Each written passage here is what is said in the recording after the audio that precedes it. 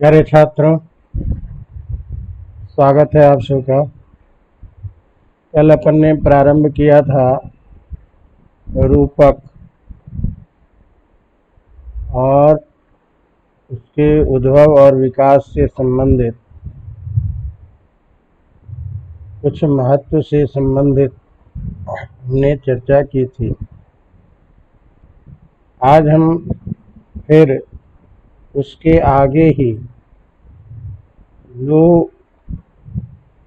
रूपक के मुख्य भेद है, प्रथम भेद है, प्रधान भेद है नाटक, उस नाटक के बारे में पहले विस्तृत रूप से सामान्य चर्चा करेंगे, जिसे हम नाटकीय तत्व भी कह लें या नाटक में जो सिद्धांत हैं प्रतिपादित, जिसके आधार पर नाटक की रचना होनी चाहिए या होती है, वो तत्व क्या क्या चीज़ है, इसको भी लेकर के अलग से अलग अलग बिंदुओं पर प्रश्न हो जाता है। इसीलिए इन दृष्टियों से नाटक का जो स्वरूप है, उसका जो लक्षण विशेष रूप से कहा गया है, इन सारी बातों की हम चर्चा करेंगे। तो जैसा कि कल मैंने बताया कि दृश्य काव्य जिसे रूपक कहा जाता है, वो 10 भेदों में प्रयोग होता है, जिसका प्रथम भेद है नाटक।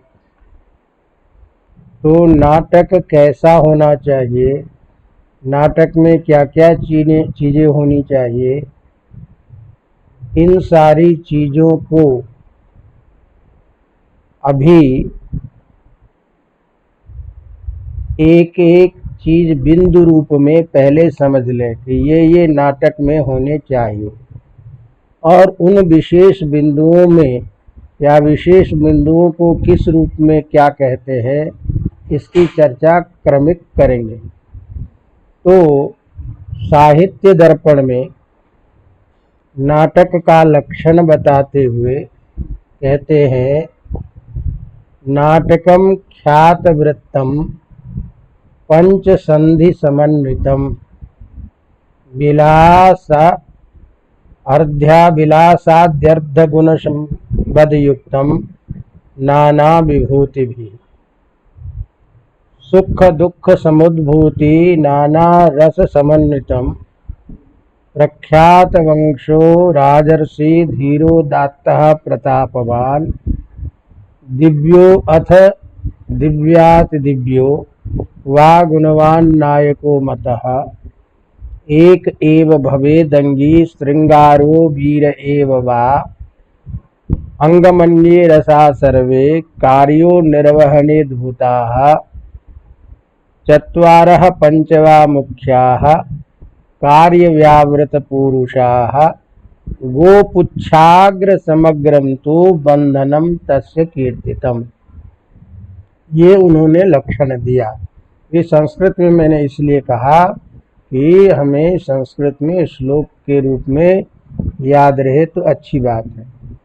मतलब क्या चीज़ है इसका कि नाटक कैसा होना चाहिए, तो पहला इसमें लक्षण करते हैं ख्यात वृत्त होना चाहिए। ख्यात माने प्रसिद्ध और वृत्त माने समाचार, कथानक। तो नाटक का जो विषय वस्तु हो वो हमेशा प्रख्यात होना चाहिए, प्रसिद्ध होना चाहिए। वो प्रख्यात चाहे आपके अपने प्राचीन ग्रंथ में हो या लोक में प्रचलित हो कथानक। कारण कि ऐसी कोई चीज़ हम जनसामान्य को दिखाएंगे जिनके बारे में उनको कुछ पहले पता ही नहीं है, तो क्या चल रहा है, क्या चीज़ है, इसका ज्ञान नहीं होता। तो रामायण महाभारत इत्यादि जो इतिहास, पुराण इत्यादि में जो इतिहास प्रसिद्ध, या लोक में जो प्रसिद्ध परंपरा में ऐसे कथानक नाटक में होने चाहिए। और नाटक में पंच संधि होनी चाहिए, 5 संधि होनी चाहिए। 5 संधि क्या चीज है इसकी हम व्याख्या बाद में करेंगे।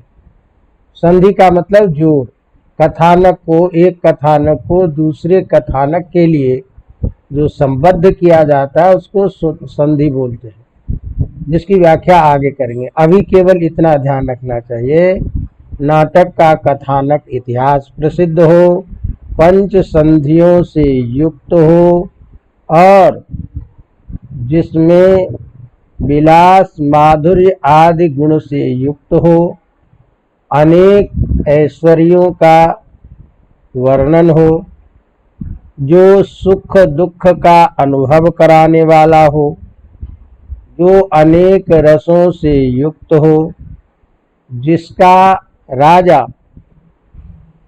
क्या हो, प्रसिद्ध हो।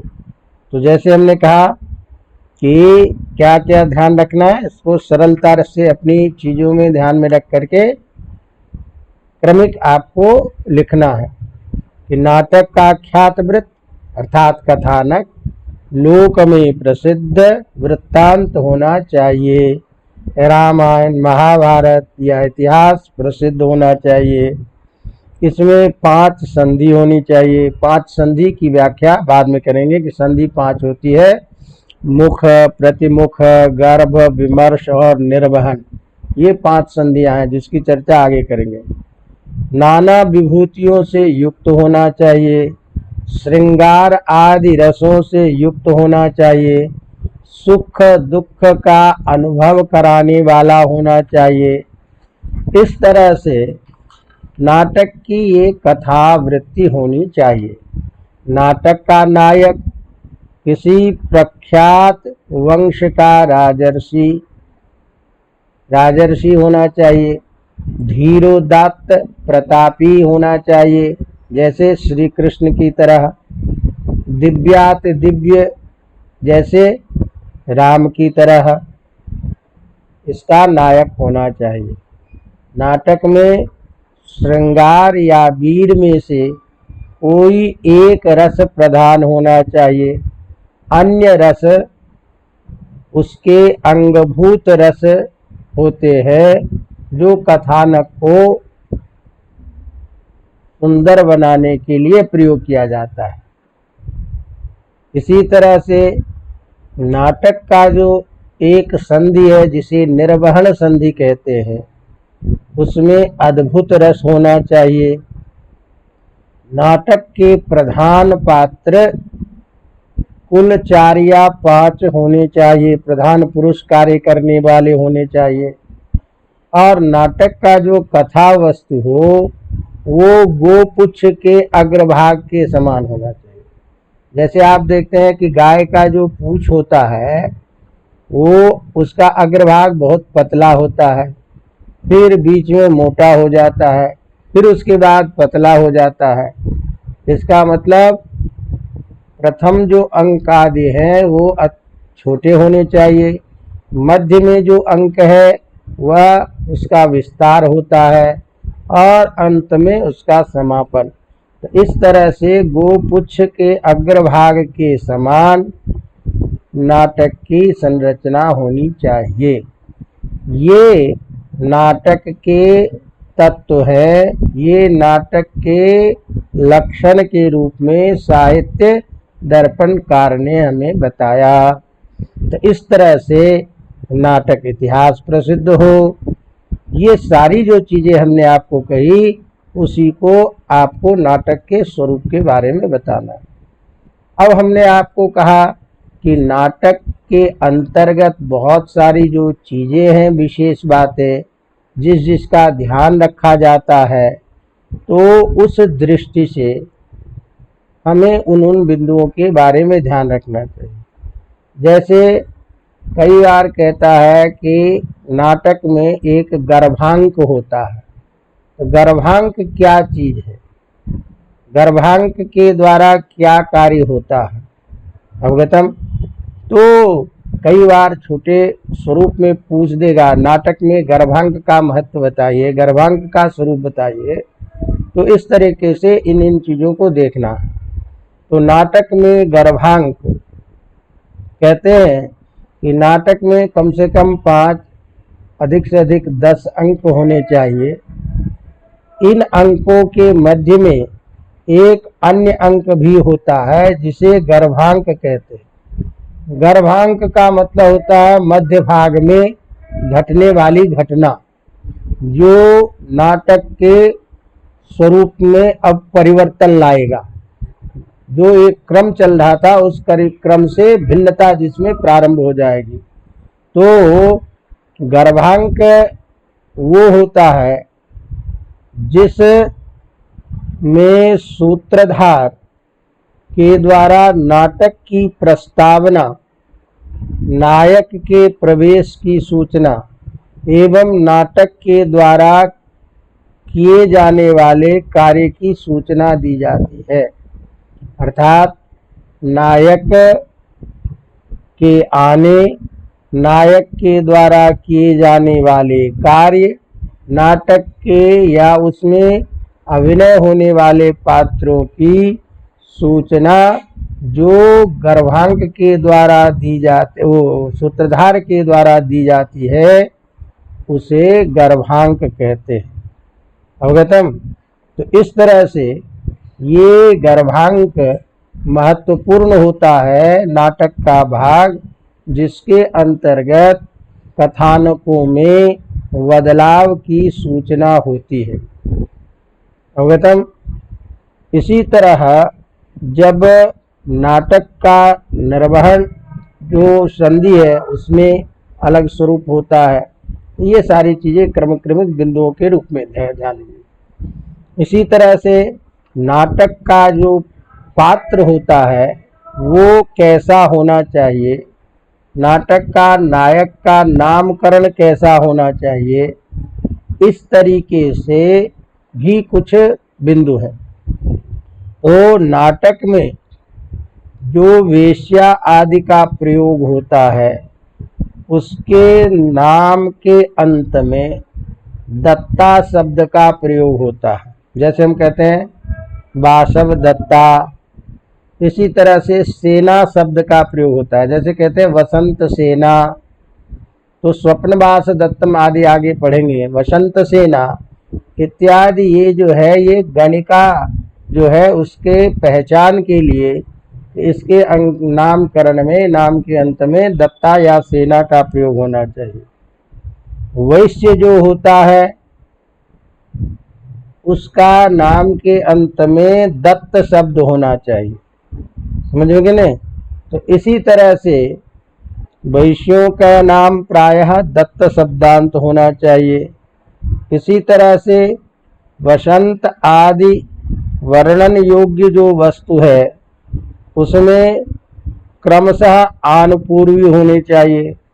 दासी जो है उसको चेट या चेटी के नाम से जाना जाना चाहिए, उसकी अनुवृत्ति अनुवृत्ति होनी चाहिए।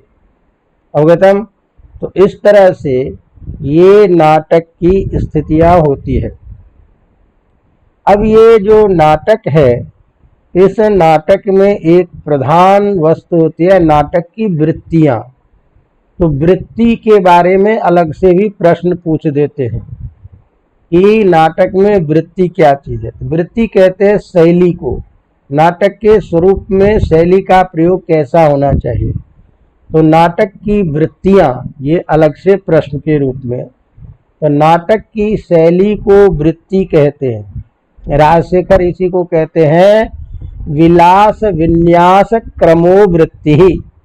जो विलास का क्रम है, जो विन्यास है, संयोजन है, जो नृत्य गीत वाद्य आदि के संयोग के द्वारा, अर्थात कहाँ नाच होना चाहिए, नृत्य होना चाहिए, कहाँ वाद्य यंत्र का प्रयोग होना चाहिए, इन सारी दृष्टियों से जो विलास आदि का बीच में संयोजन किया जाता है, नृत्य गा और वाद्य इत्यादि का जो प्रयोग किया जाता है, उस विलास विन्यास के क्रम को शैली कहते हैं। और ये जो शैली है, ये नाटक में 4 प्रकार के कुल माने जाते हैं। तो नाटक में वृत्तियां 4 होती है: भारती, सात्वती, आरभटी और कैशिकी। नाटक की 4 वृत्तियां, एक भारती, सात्वती, आरभटी और कैशिकी। यद्यपि भरत मुनि के अनुसार नाटक में 3 ही वृत्तियां होती है ना। कहते हैं कौशिकी वृत्ति को बाद में जोड़ा गया। अवगतम। तो भारतीय वृत्ति क्या चीज है? तो ये चीज सब ध्यान रखने की है विशेष। भारतीय वृत्ति किसे कहते हैं नाटक?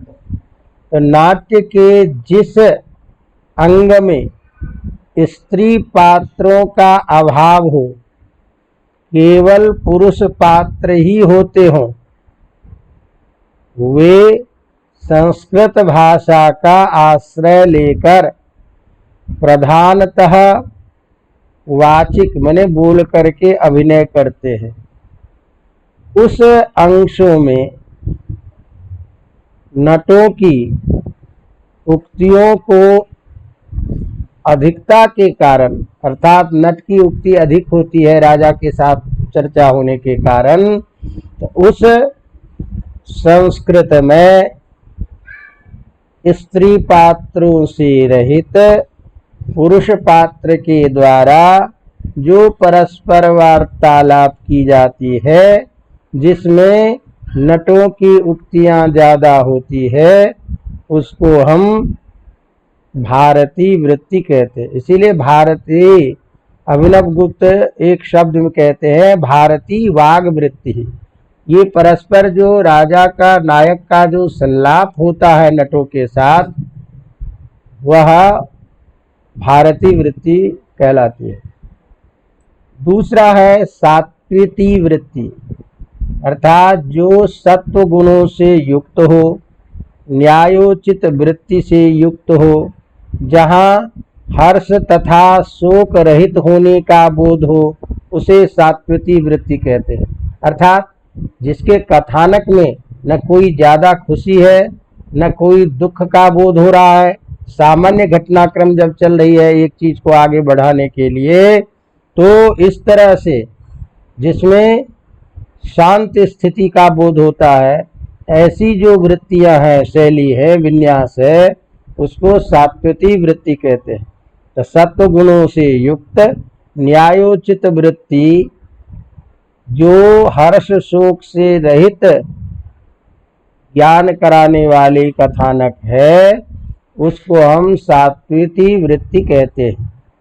अभिनव गुप्त ने कहा कि सत्य का जो स्वरूप है, उसका बोध मन में होता है, अतः मन की जो वृत्ति है उसको सात्विकी वृत्ति कहते हैं। अवगतम। तीसरा है आरभटी।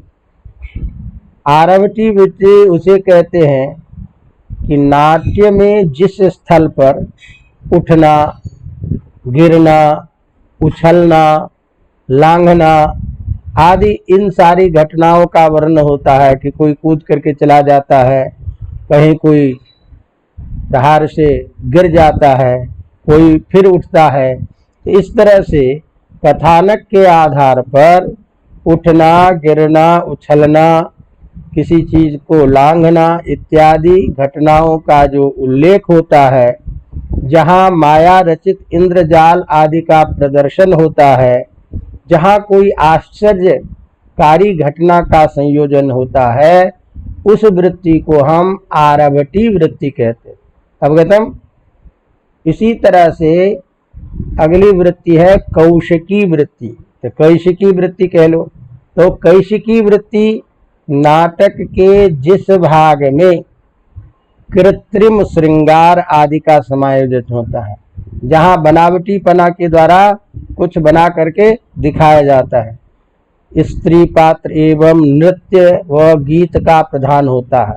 तो साज सजावट के द्वारा, बनावटी स्वरूप के द्वारा जहाँ नृत्य गीत की प्रधानता होती है, जहाँ राजा को, नायक को आकर्षित करने के लिए कोई कार्य किया जाता है, या किसी मुनि को आकर्षित करने के लिए जो अप्सरा के द्वारा कार्य किए जाते हैं, इस तरह की जो वृत्तियाँ होती है वो वृत्तियाँ कैशिकी वृत्ति कहलाती है। तो नाट्य के जिस भाग में कृत्रिम श्रृंगार आदि का समायोजन होता है, स्त्री पात्र एवं नृत्य गीत की प्रधानता होती है, कामोपभोगजन्य उपचार करने वाले जो व्यवहार है उस वृत्ति को हम कैशिकी वृत्ति कहते हैं। इसलिए कहते हैं यत् किंचित लालित्यम तत्सर्वम कैशिकी विजृंभतम। जो लालसा को उत्पन्न करे, राग को उत्पन्न करे, ऐसे वृत्ति को ये कहते हैं। तो किसी भी नाटक को, कथानक को मनोरंजन बनाने के लिए जो कथोपकथन है, परस्पर चर्चा है, उसमें किए जाने वाले समाधान है, इन सारी चीज़ों को व्यवस्थित करने के लिए जो शैली बनाई गई है उसी को वृत्ति कहते हैं। और ये वृत्ति 4 प्रकार के हैं, जिसे हम क्रमिक, भारती, सात्वती, आरवती और कैशिकी के नाम से जानते हैं। अवगतम। तो नाटकों में इन वृत्तियों का प्रयोग होना चाहिए। इसी तरह से नाटक के विषय में एक बहुत महत्वपूर्ण प्रश्न आता है कि नाटक की अवस्थाएं, अर्थात नाटक में जो कार्य होता है, तो कार्य कौन सा कार्य कब होना चाहिए, कैसे होने चाहिए। तो इस तरह की जो स्थिति होती है नायक के कार्य के, उन नायक के कार्यों के आधार पर नाटक की जो स्थिति बनती है उसी को हम अवस्था कहते हैं। तो नाटक में अवस्थाएं कितनी होती हैं, अवस्था में क्या कार्य होता है, ये भी अलग से प्रश्न हो सकता है कि नाटक की अवस्थाओं का वर्णन कीजिए। अवगतम। या नाटक में अवस्थाओं का प्रयोजन बताइए, नाटक में अवस्थाओं का कार्य बताइए। तो इस दृष्टि से इन प्रश्नों का समाधान करना है। तो अगला नाटक की अवस्थाएं। तो नाटक के कार्य के अनुसार नाटक में 5 अवस्थाएं होती है। पहला आरंभ, दूसरा प्रयत्न, तीसरा प्रत्याशा, चौथा नियताप्ति और 5वां फलागम। ये नाम है। तो नाम ध्यान रखना चाहिए। आरंभ, प्रयत्न, प्रत्याशा, नियताप्ति और फलागम, ये 4 नाटक की अवस्थाएं कही गई है। अब ये आरंभ क्या चीज है? तो कहते हैं कि बहुत बड़े प्रयोजन को प्राप्त करने के लिए जो पात्र की उत्सुकता होती है, किसी प्रयोजन की सिद्धि करने के लिए जो पात्र की उत्सुकता होती है, जो उसको करना चाहता है, उस अवस्था को आरंभ कहते हैं। अवगतम। तो 10 रूपक में कहते हैं औत्सुक्य मात्रम आरंभ फल लाभाय भूयसे।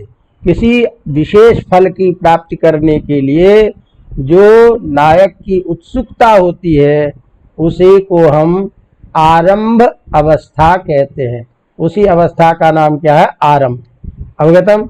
इसी तरह से दूसरा हमारा है जिसे हम क्या कहते हैं? प्रयत्न। अवगतम। तो प्रयत्न के अंतर्गत हम देखते हैं कि प्रयत्न अवस्था किस रूप में है? तो जब फल प्राप्त नहीं हो तब उसे पाने के लिए, उस फल की प्राप्ति के लिए जो तेजी से कोई योजना बना जाए और योजना बना करके उसका कार्य किया जावे, वह जो है अवस्था, उसे प्रयत्न कहते हैं। अर्थात किसी कार्य की सिद्धि के लिए, फल प्राप्ति के लिए विशेष योजना, विशेष तैयारी करके और उसके अनुरूप जो कार्य किया जाता है उसको कहते हैं प्रयत्न। तो उसी को कहते हैं प्रयत्नस्तु तदप्राप्तो व्यापारो अति त्वरान्वितः।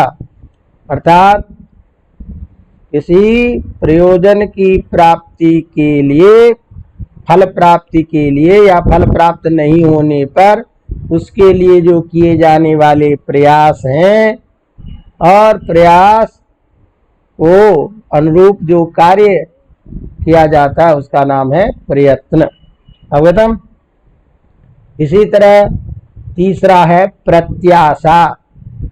तो प्रत्याशा क्या चीज है कि जहां उपाय आपने कर दिया, जिसी फल प्राप्ति के लिए उपाय तो किया, लेकिन उपायों के प्रयोग और विघ्न बाधा की आशंका के कारण फल प्राप्ति के विषय में स्थिर निश्चय न हो, अर्थात पता नहीं काम होगा कि नहीं होगा, इस कार्य में सफल होंगे कि नहीं, इस तरह की जो स्थितियां बनती है, जिसका विचार, जिस पर चर्चा करते हैं, जिसके आधार पर योजना बनाते हैं, तो ये जो अवस्था है संशय की अवस्था, विजय प्राप्ति होगी कि नहीं होगी, तो जहाँ उपाय के प्रयोग और विघ्न बाधा की आशंका के कारण फल की प्राप्ति के विषय में स्थिर निश्चय न हो सके, ऐसी स्थिति को प्रत्याशा कहते हैं।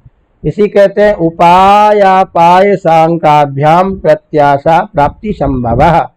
उपाय और अपाय, तो कार्य के होने और उसके कार्य की फल की प्राप्ति नहीं होने की जो आशंका है, उस आशंका वाली स्थिति को प्रत्याशा कहते हैं। चौथा है नियताप्ति। नियताप्ति का मतलब है, नियत मैंने निश्चित, प्राप्ति मैंने फल। तो अवस्था में, इस नियत प्राप्ति की अवस्था में विघ्न के अभाव के कारण जहाँ फल की प्राप्ति निश्चित हो जाए कि नहीं अब कार्य सिद्ध हो गया, इस तरह की अवस्था होना उसे नियताप्ति कहते हैं। तो नाटक की जी ये अवस्था होती है जहाँ कोई अब विघ्न नहीं है, कार्य सफल होगा, इस तरह की स्थिति जो बनती है उसे नियताप्ति कहते हैं। इसी तरह से अगला जो अंतिम है उसे कहते हैं फलागम। समग्र फल की प्राप्ति जहाँ हो जाए, नायक का लक्ष्य पूरा हो जाए, जिस चीज के लिए नाटक किया गया था उस नाटक की स्थिति प्राप्त हो जाए, तो उसे हम क्या कहते हैं, फलागम। तो ये अंतिम चीज है ना। जैसे किसी भी नाटक में देखते हैं तो नाटक का जो उद्देश्य होता है, अंत में नायक उस चीज को प्राप्त कर लेता है, इसीलिए वो अंतिम जो परिणाम जो प्राप्त हो जाता है उसी को कहते हैं फलागम। अवगतम। तो ये स्थितियां। इसी तरह अब आपने क्या पढ़ा, नाटक की 5 अवस्थाएं अभी पढ़ी हैं। इसी तरह से और भी चीजें आवश्यक है नाटक के लिए, तो ये सारे अलग अलग प्रश्न को रूप में आप ध्यान रखिएगा। तो इसी तरह से नाटक के कुछ अर्थ प्रकृतियां होती है, तो जैसे 5 अवस्थाएं होती है, उसी तरह से 5 अर्थ प्रकृतियां नाटक में होती है जिसका प्रयोग होता है, और ये भी बहुत महत्वपूर्ण है। तो ये अर्थ प्रकृति क्या चीज है, वो 5 क्या क्या चीज है, इसको ध्यान।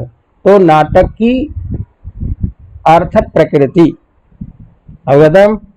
तो नाटक की कथा वस्तु या नाटक को कथा वस्तु की दृष्टि से जो भौतिक विभाजन है, वो भौतिक विभाजन अर्थ प्रकृति के द्वारा किया जाता है। अवगतम। अर्थात जो कथानक आगे होगी, किसके बाद क्या घटना होगी, किसके बाद क्या घटना होगी, इसके बाद क्या होगी, इस तरह से जो नाटक का भौतिक विभाग होता है उसे ही हम अर्थ प्रकृति कहते हैं। अवगतम। तो जिनमें मुख्य और प्रासंगिक दोनों प्रकार के जो वस्तु स्थितियां हैं, उन वस्तुस्थितियों को विचार करके क्रमिक घटनाओं का स्वरूप नाटक में निर्धारित होता है। ये जो अर्थ प्रकृति है ये 5 होते हैं। पहला बीज, दूसरा बिंदु, तीसरा पताका और चौथा प्रक्रिया, पांचवा कार्य। ध्यान दीजिए, नाटक की 5 अर्थ प्रकृतियां होती हैं जिसके आधार पर नाटक के विषय वस्तु के भौतिक स्वरूप का विभाजन होता है। तो कहाँ कौन सी चीजें घटना होनी है, कहाँ किस चीज को रखना है, इस तरह का जो विचार होता है वह विचार अर्थ प्रकृति के आधार पर ही होता है, नाट्य के स्वरूप के आधार पर ही होता है। तो पहला हमने क्या बताया, बीज। तो नाटक के मूल भाव को संक्षिप्त रूप में निर्दिष्ट करना जो फल का कारण है एवं अनेक रूपों में आगे बढ़ता रहता है उसे बीज कहते हैं। बीज का मतलब है मूल बिंदु, अर्थात जिस मूल बिंदु को अत्यंत संक्षेप में प्रस्तुत कर दिया जाए, निर्देश जिसका कि आगे करके जब नांदी पाठ से नाटक का प्रारंभ होता है तो वह जो नट नटी आकर के खेल खेल में बताता है कि आज हम ये नाटक करने जा रहे हैं, आज इसका रंगमंच पर होना है, तो उसमें जैसे नाटक के नामकरण में ही वो मूल अर्थ तात्पर्य आ जाता है, उसी बीज के आधार पर नाटक प्रारंभ होता है। तो ऐसा सूक्ष्म जो उस नाटक का मुख्य विषय है उसको अंकित करना ही बीज है, और उसी के आधार पर जो कथानक है वो अनेक रूपों में आगे बढ़ता है। तो जहाँ मूल नाटक के मूल भाव को अत्यंत संक्षेप रूप में दिखाकर उसके फल के लिए जो अनेक रूपों में कार्य किए जाते हैं उसे कहते हैं बीज, अर्थात जिसको आधार मान करके अलग कार्य अनेक कार्य किया जाता है, ऐसी जो घटना विशेष है उसे कहते हैं बीज। जैसे मान लीजिए उदाहरण के लिए हम प्रतिमा नाटक पढ़ते हैं, तो प्रतिमा नाटक में कि प्रतिमा को देख करके राजा दशरथ की मृत्यु का ज्ञान भरत जी को होता है, तो वह मूल जो बिंदु है जिसके कारण पिता के मृत्यु और राम के वनवास जाने की जानकारी प्राप्त होती है, इसको आधार मान करके जो है, जैसे मान लीजिए हम कहते हैं अभिज्ञान शाकुंतलम, तो अभिज्ञान का जो कारण है, जो शकुंतला की पुनः पहचान हुई, राजा दुष्यंत उसके आश्रम में शकुंतला के साथ में परस्पर अनुरक्त होता है और जाते समय अंगूठी दे देता है, लेकिन विश्वामित्र के श्राप के कारण वह शकुंतला को श्राप दे देती है कि जिसको तुम इतना चाहती हो और मेरे जैसे तपस्वी के आश्रम में आने पर भी तुमको उसका ज्ञान नहीं हो रहा है, वो तुमको भूल जाएगा, तुमको बार बार याद दिलाने पर भी याद नहीं आएगा। अब इस बात को शकुंतला की सखी समझ लेती है, सुन लेती है, बड़ा कष्ट होता है, तो वो महर्षि से प्रार्थना करते हैं दुर्वासा की इसका कोई उपाय बताइए। उन्होंने कहा कि राजा के द्वारा यदि कोई ऐसी चीज दी गई होगी यदि, और ये यदि उसको शकुंतला दिखा दे तो राजा को पुनः स्मरण हो जाएगा, तो इसीलिए शकुंतला का पुनः स्मरण यही तो अभिज्ञान शाकुंतलम का अर्थ है। तो अभिज्ञान माने जिस नाटक में शकुंतला का अभिज्ञान पहचान हुआ वो नाटक विशेष है अभिज्ञान। तो ये जो मूल सूक्ष्म बिंदु है इसका इसको चीज में ध्यान में रख करके और अनेक उस कथानक का जो विस्तार होता है, अनेक कार्य किए जाते हैं, वही बीज। अब चलिए ज्यादा हम उसकी चर्चा न करेंगे, लेकिन अभी क्रमिक रूप में पहले बिंदु क्या है, पहली अर्थ प्रकृतियां क्या है, बीज। दूसरा है बिंदु, किसी अन्य कथा से विच्छिन्न, मैंने एक कथा पूर्ण हो जाती है, अब दूसरी कथा चालू होनी है, तो दूसरी कथा क्या होगी, तो चूंकि क्रम टूट न जाए तो उसके कथानक को आगे के कथानक से जोड़ने का जो कारण प्रस्तुत किया जाता है उसे हम बिंदु कहते हैं। अर्थात मान लीजिए एक चीज राजा नाट्य अपना उसके साथ में नट के साथ में किसी विषय विशेष पे चर्चा कर रहा है, अब आगे कोई घटना होनी है, अब जिसके कारण यह कथानक संपन्न हो जाएगा और अचानक कोई दूसरी चीज हो जाएगी तो कथा का विच्छेद हो जाएगा। तो कथा का अग्रिम कथा का विच्छेद न हो, इसीलिए वार्चित के प्रसंग में ही पूर्व स्थिति में ही ऐसी कुछ बात आ जाती है जिससे वो आगे की कथानक प्रवृत्त हो जाती है। तो इस तरह से आगे की कथा को, एक दूसरे की कथा को जोड़ने के लिए जो मुख्य कारण होता है उसी को नाटक में बिंदु कहते हैं। अवगतम। तीसरा है पताका। पताका का मतलब है कि नाटक में जो मुख्य उद्देश्य है, प्रधान फल है, उस फल की प्राप्ति के लिए जो उसके साथ में उसके लिए सहायक जो अन्य जो कार्य संबंधित कार्य होते हैं उस कार्य का प्रयोग करना ही क्या कहलाता है, प्रासंगिक। मैंने राजा को विजय प्राप्त करना है तो इसके लिए अन्य अपने मित्र राजाओं का सहयोग, संसाधनों का प्रयोग, इन सारी चीजों को व्यवस्था करके और फिर कार्य में प्रवृत्त होना। तो इसके लिए जो मूल कार्य में को सिद्ध करने के लिए अन्य जो सहायक सामग्री है, उन अन्य जो सहायक कथानक हैं उसको जोड़ने या उसका प्रयोग जो होता है, उसी घटना को, उसी चीज को, विषय वस्तु को हम पताका कहते हैं। तो प्रधान फल के सहायक जो प्रासंगिक वृत्त है उसी का नाम है पताका। और इसी तरह से अगला है प्रकरी।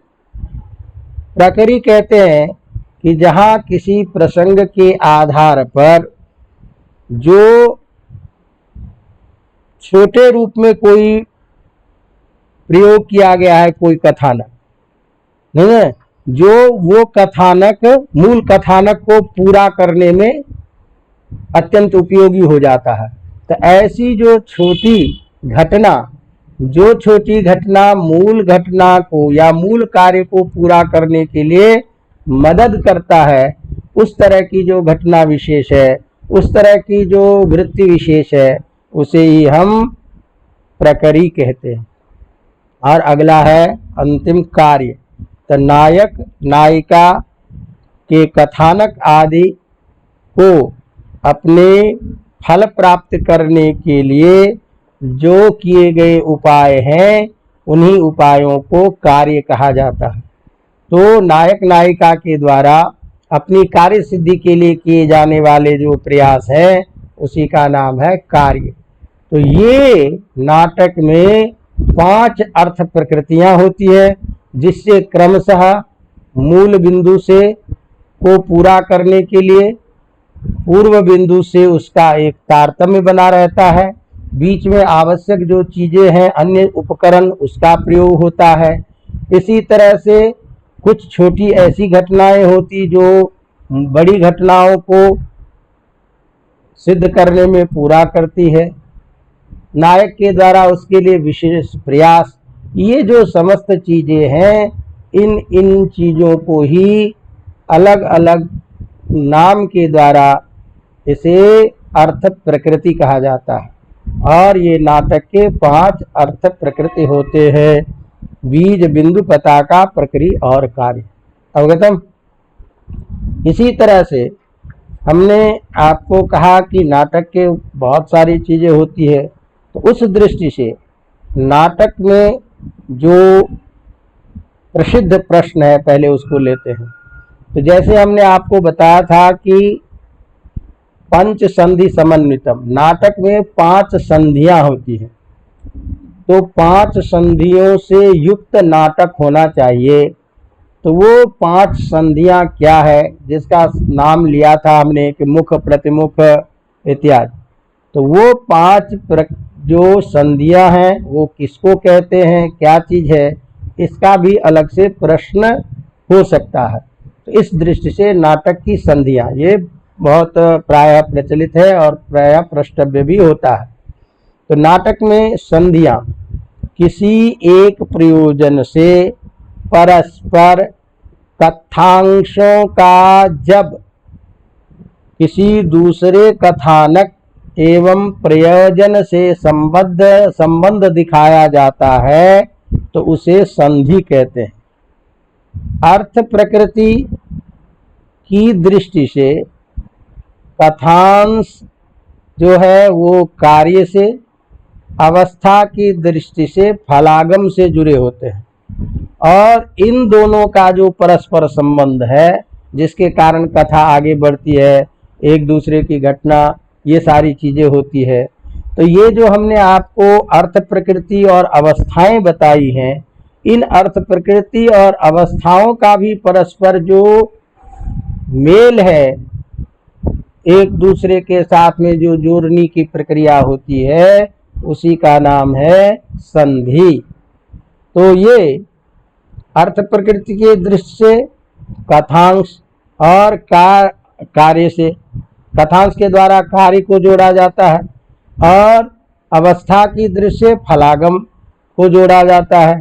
तो इन दोनों को जिस चीज से जोड़ा जाता है, इन दोनों चीजों में होने वाली सभी बातों को जिस चीज से जोड़ा जाता, उसी का नाम क्या है, संधि। अवगतम।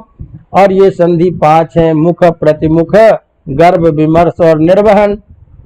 तो ये गर्भ पहला क्या है, मुख। मुख क्या चीज है, तो कहते हैं नाना प्रकार के रसों को उत्पन्न करने वाली बीजोत्पत्ति जिससे नाटक का प्रारंभ होता है उसे मुख कहते हैं। अर्थात मुख वह बीज बिंदु है जिसके आधार पर नाटक का प्रारंभ होता है। तो वह जो आपने पहले पढ़ा है बीज, जो मूल कारण है जिसके आधार पर होता है, उस बीज को ध्यान में रख करके कार्य जो प्रारंभ किया जाता है नाटक का, जहां जिससे नाटक की शुरुआत होती है, तो उसे ही इस संधि के रूप में मुख संधि कहते हैं। तो नाना प्रकार के रसों को उत्पन्न करने वाली बीजोत्पत्ति जिससे नाटक का प्रारंभ होता है उसे हम बीज कहते हैं, मुख कहते हैं। अवगतम। दूसरा प्रतिमुख, जहां नाटक के दृश्य जो सामने दिखाई देती है और वो चीजें नष्ट हो गई, उस नष्ट स्थिति के वातावरण के अनुसार जो सामने में चीजें हैं, दिखाई दे रही है दूसरी चीज, उन चीजों से उस कार्य को जोड़ना क्या कहलाता है, प्रतिवस्तु, प्रतिमुख। अर्थात एक चीज खत्म हो गई और दूसरी चीज दिखाई दे रही है, तो खत्म हुई चीज को जो दूसरी चीज से जब हम जोड़ देते हैं, इस तरह से कथानक को एक दूसरे से जोड़ने का जो स्वरूप होता है उसे हम प्रतिमुख कहते हैं। तो पहला मुख, दूसरा प्रतिमुख। तीसरा आपका बताया कि गर्भ। तो वह जहां बीज मुख्य उद्देश्य का बार बार अन्वेषण या प्रयोग होता है, जो नाटक के मुख्य अंश को द्योतित करता है, तो जो जहां नाटक का मूल बिंदु, जहां से नाटक का सारा का स्वरूप तय हो जाता है, वो जो मूल कथानक है वही क्या कहलाता है, गर्भ। जैसे हमने कहा कि प्रतिमा के द्वारा जानवर, तो वह गर्भ संधियां कहलाती है जो कथानक का मूल होता है। तो जहां बीज अर्थात मुख्य उद्देश्य का बार बार प्रयोग होता है, जहां बार बार उसका अन्वेषण होता है, जो नाटक के मुख्य अंश को बताता है और उसे मुख्य घटना से कार्य को आगे बढ़ाता है, उस संधि को हम गर्भ संधि कहते हैं। इसी तरह से चौथा है विमर्श संधि। विमर्श, जहां बीज मुख्य उद्देश्य को प्राप्त करने के लिए उसके बारे में कार्य का विचार करना, परस्पर विचार विमर्श और उस प्रयोग के द्वारा कार्य के रूपरेखा को तैयार करना। ये जो कथानक है कि कार्य की सिद्धि कैसे की जाए, उसके लिए जो उचित विचार है उस स्वरूप को प्रकट करना, जिसके आधार पर कार्य को आगे किया जाएगा, उसी को हम विमर्श संधि कहते हैं। और अगला है निर्वहन, जो अंतिम है कि सभी प्रयोजन पूर्ण रूप से सिद्ध होकर के उसका संपूर्ण फल प्राप्त हो जाना, जिसमें कार्य के संपन्न होने की सूचना प्राप्त हो जाती है, उस संधि को निर्वहन संधि कहते हैं। अवगतम। तो इस तरह से ये चीजें ध्यान में रखने की है कि नाटक में ये 5 संधियां होती है, जिन संधियों के आधार पर चाहे वो अर्थ प्रकृति हो, अवस्था हो, उन सारी चीजों को परस्पर जोड़ करके नाटक का एक अवच्छिन्न रूप तय किया जाता है। वो जो मुख्य चीजें है वो है आपके ये संधियां। अवगतम। तो ये चीजें आपने देखी। इसके अलावा एक चीज और है, जब इतना हम पढ़ ही लिए हैं नाटक के विषय में, तो नाटक में जैसे आपने पढ़ा 5 अर्थ प्रकृतियां होती है, इसी तरह से नाटक में 5 अर्थोक्षेपक भी होता है। अर्थक्षेपक का मतलब क्या है कि जैसे आपने पढ़ा कि ये चीजें हैं कि इस रूप में इसका प्रयोग किया जाता है, तो जैसे ये अर्थ प्रकृतियां हैं 5, अर्थ अवस्था है 5, इसी तरह से नाटक में 5 अर्थोक्षेपक भी होता है। ये अर्थोक्षेपक क्या चीज है, तो इसकी भी जानकारी सामान्य रूप से होनी चाहिए। चलिए इसका भी संक्षेप में विवरण कर ही लेते हैं। तो नाटक के मंच पर जो चीजें नहीं दिखाई जाए, मैंने नाटक ऐसी भी दृश्य होते हैं जिसका मंचन नाटक पे नहीं होना चाहिए, तो नाटक के मंच पर न दिखाए जा सकने के योग्य कथा भाग एवं 2 पात्रों के वार्तालाप के रूप में अन्य प्रक्रियाओं से उस चीज को दिखाना अर्थोक्षेपक कहलाता है। अर्थोक्षेपक जो है, अर्थात जो चीजें ऐसी है जिसका मंच पर न हो और परस्पर 2 चीजों की बातचीत है, तो उनके कथानक को हम मूल कथानक के साथ में जो जोड़ने की प्रक्रिया करते हैं उसी को कहते हैं अर्थोपक्षेपक। तो अर्थ का उपक्षेप करता है, इसीलिए इसका नाम अर्थोपक्षेपक है। तो ये 5 होते हैं।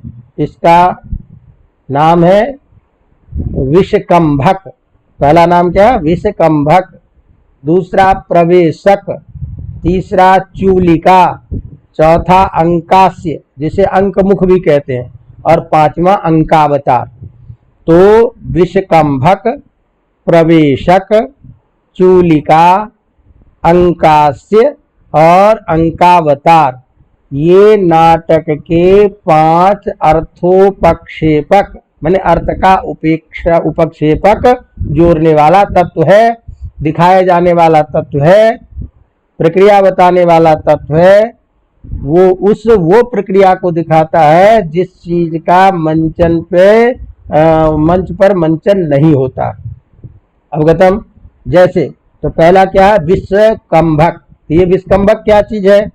बीती हुई या भविष्य में घटने वाली घटनाओं का संक्षेप में निर्दर्शन करना विषकंभक है।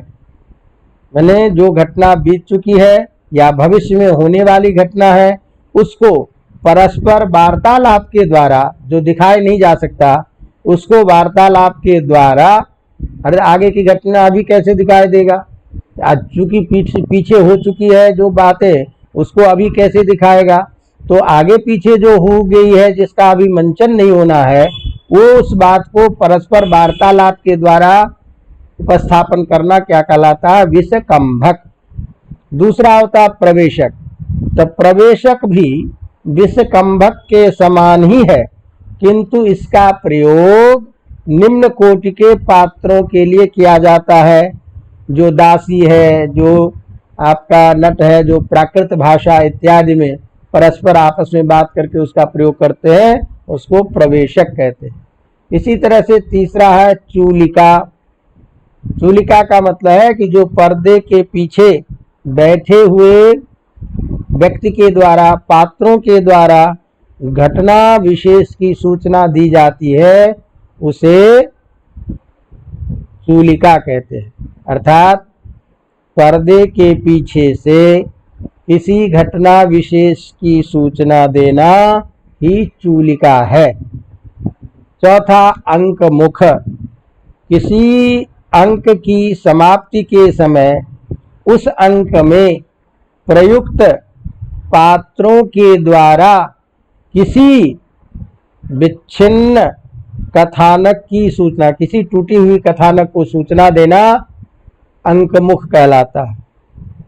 तो अंकमुख वो चीज है कि कोई अंक समाप्त हो गया, आगे के अंक में क्या घटना होगी, उस कथा को परस्पर जोड़ देने के लिए, परस्पर जो बातचीत के रूप में कथन है, उसको अंकमुख कहते हैं। और पांचवा है अंकावतार। तो जब किसी अंक के अंत में मंचस्थ, जो मंच पर रहने वाले जो पात्र हैं, उसका वो आगामी अंक के घटना की सूचना देते हैं, जो पूर्व घटना के साथ जोड़ करके आगे के साथ में चलता रहता है। ऐसा ये नाटकों के पूर्व अवस्था में, अगली घटना से पूर्व की स्थिति में जो परस्पर बातचीत के द्वारा आगे की घटना की सूचना दी जाती है, उसका नाम है अंकावतार। तो इस तरह से नाटक में ये 5 अर्थोपक्षेपक भी प्रयोग किए जाते हैं। तो इस तरह से हमने आपको नाटक में क्या क्या तत्व होते हैं, नाटक की क्या स्थितियां होती है, इसकी चर्चा हमने की। इसी तरह से जब हम महाकाव्य पढ़ेंगे, उस समय में कुछ महाकाव्य के या काव्य का जब लक्षण पढ़ेंगे, बहुत सारे प्रश्न उससे संबंधित होते हैं। तो पहले ये सब जब संपन्न हो जाता है, तो उस समय में कुछ नायक कितने प्रकार के होते हैं, नायिका कितने प्रकार की होती है, इसकी भी कुछ सामान्य चर्चा करेंगे। लेकिन नाटक से संबंधित जितनी सारी बातें थी, उन सारी चीज़ों को हमने देखा कि ये नाटकीय तत्व हैं जो नाटक के अंतर्गत आते हैं। अब हम जो पढ़ेंगे वो चीज पढ़ेंगे कि इन नाट्य शास्त्रों या नाट्य तत्वों को आधार मान करके जो हमारे प्राचीन या जो प्रसिद्ध नाटककार हैं, जिनके बारे में, नाट्य तत्वों के बारे में, जिनके नाट्य कला के बारे में, जिनकी प्रसिद्धि के बारे में प्रश्न परीक्षा में पूछता है, उसकी चर्चा हम क्रमिक करेंगे। अवगतम। इसको अब यहीं विश्राम दिया जाए और फिर आगे की कक्षा में अपन जुड़ेंगे। तब तक के लिए धन्यवाद।